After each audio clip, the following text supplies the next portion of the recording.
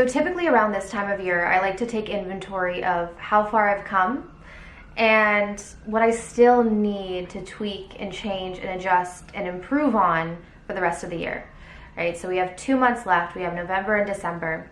And so in today's video, I want to share with you 5 things that you can start doing and applying so that you can actually step into 2024 as a new you. The first thing is you really have to make a clear decision that you are going to change something, even if it's not huge, because many of us, we just don't even make the decision to change something. So we wake up every day and we act the same way, we think the same way, we feel the same way. Then we wonder why 10 years later our life hasn't changed. So just setting a simple intention that you're going to change something, right? Maybe it's going to be your routine. Maybe you're going to change how you see yourself. But just make an intention to change. So for the next 2 months, write it down. I'm going to change blank, starting blank. The second thing is you need to create a routine for yourself.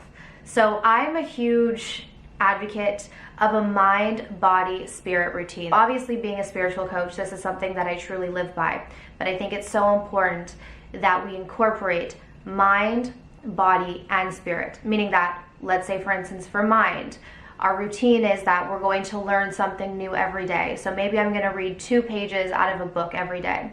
For body, I'm going to work out. So maybe I'm going to hit the gym every day for 30 minutes, 45 minutes, whatever it may be. And then for spirit, we need something that is going to connect us to our spiritual practice. So that could be meditation, that could be mindfulness, that could be yoga even, journaling. So we have something that connects us to mind, body, and spirit, because I see this so often where we are so focused on one, right? So a lot of men are very focused on body. They hit the gym every day, which is amazing and that's great. But what does that do for you if every day you're neglecting your mind and you're neglecting your spirit, right? All of these things are so connected. And so it's important that we acknowledge all 3 for us to feel in perfect harmony. The third thing that you need to start doing is you really need to get organized. So I'm someone who pretty much every morning I have this like very ritualistic, habitual routine of cleaning my house and cleaning my car. I cannot start my day and feel productive if I don't have a clean house and I don't have a clean car. And some may call this OCD. I hopefully I don't think it is OCD. I just think for me personally, it's sort of like this idea of feng shui, right? Our environment has a huge impact on how we feel.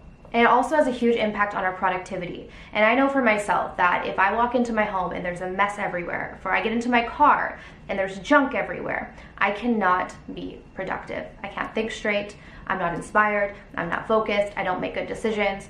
And so something as simple as staying organized on a daily basis and keeping your area and your environment, even if it's not where you want to be, right? Because many people, maybe they're not driving the car that they want to drive. Maybe they're not in the home that they want to be in. However, honor what you have.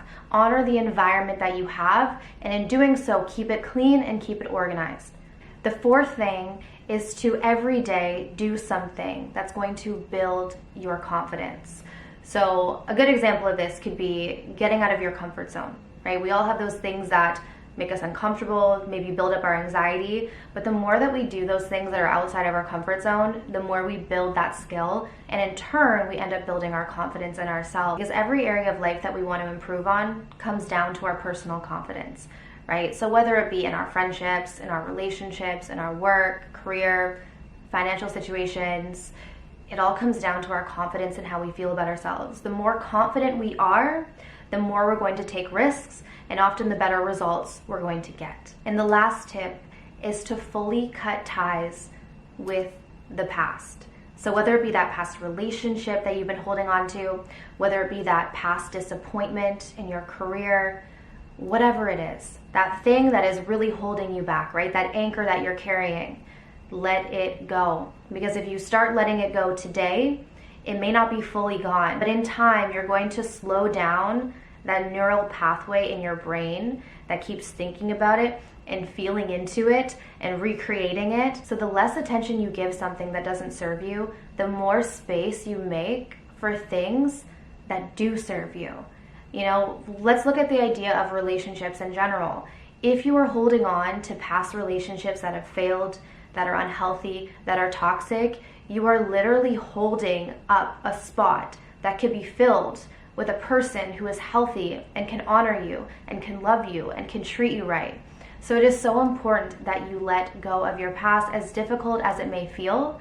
For many of us, the reason why it's difficult is because we have fired up all these neurons in our brain over and over and over again. Because often what we do is we ruminate on the past. So breaking that habit and realizing that your future is going to be much more pleasant than the past. So those are 5 tips that can help you transform right now, starting today, so that you can step into 2024 as a new you. I also want to mention right now, if you guys are needing assistance on your spiritual, your healing, or your manifestation journeys, I do offer 3-week and 6-week coaching. So I recommend this program to those who are really ready to do the work and who are wanting a coach to assist them in the process.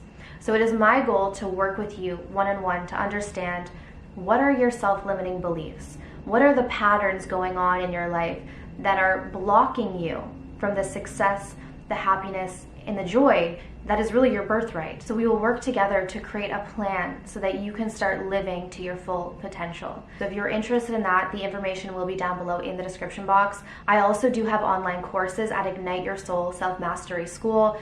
If you are interested in this, I recommend the Ultimate Spiritual Reboot because this includes all of the courses. And this is a great deal of information that is going to include self-love, mastering your energy, conscious manifestation, and clearing the blocks to your financial abundance.